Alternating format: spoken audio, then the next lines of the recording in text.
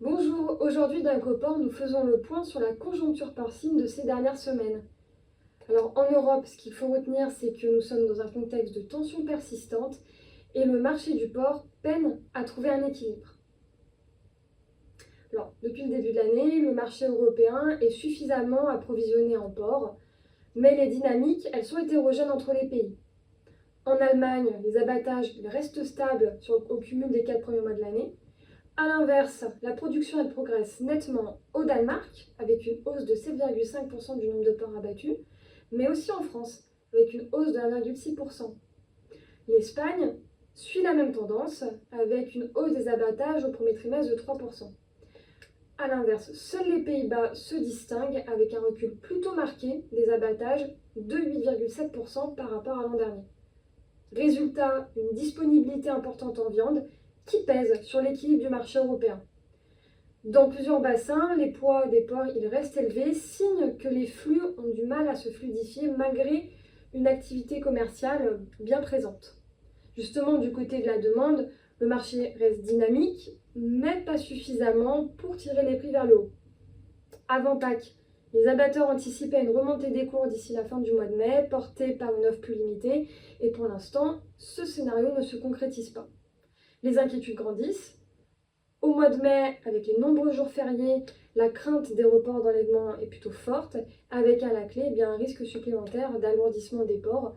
Et côté prix, on a une situation sur le marché européen qui est restée figée pendant de nombreuses semaines sur les principaux marchés. En Espagne, les cours ont été reconduits pendant plus de 6 semaines. Même stabilité en Allemagne pendant plus de 8 semaines. En France, depuis le début de l'année, les prix du porc évoluent eux aussi très peu. Ils se situent aujourd'hui au niveau des prix espagnols, tous deux finalement en dessous du marché allemand. Aux Pays-Bas, les prix d'appel des abatteurs, eux aussi, ne bougent pas. Seul le Danemark a affiché une légère hausse, mais toujours à des niveaux bien inférieurs au reste des principaux marchés de l'Union européenne. Dans le même temps de cette baisse des prix, accentuée par l'AFP en Espagne, la situation en élevage reste compliquée.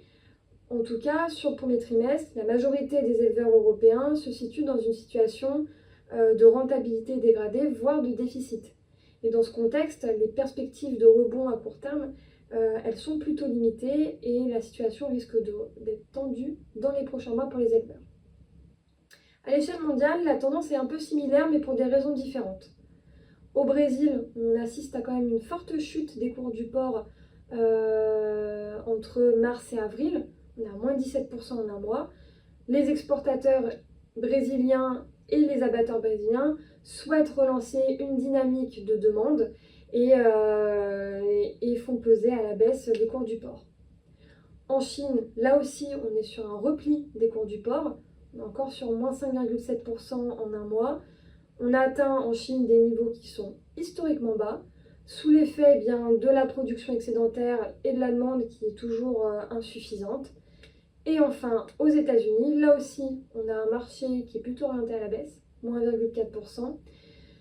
On a une offre en légère hausse et un marché américain qui reste pénalisé par la guerre commerciale de Donald Trump et qui aujourd'hui dépend principalement des débouchés mexicains et sud-américains, mais dont les exportations ailleurs dans le monde peinent à être très dynamiques. Bien évidemment, nous referons le point le mois prochain d'Ecoport. Et en attendant, je vous remercie et je vous dis à bientôt.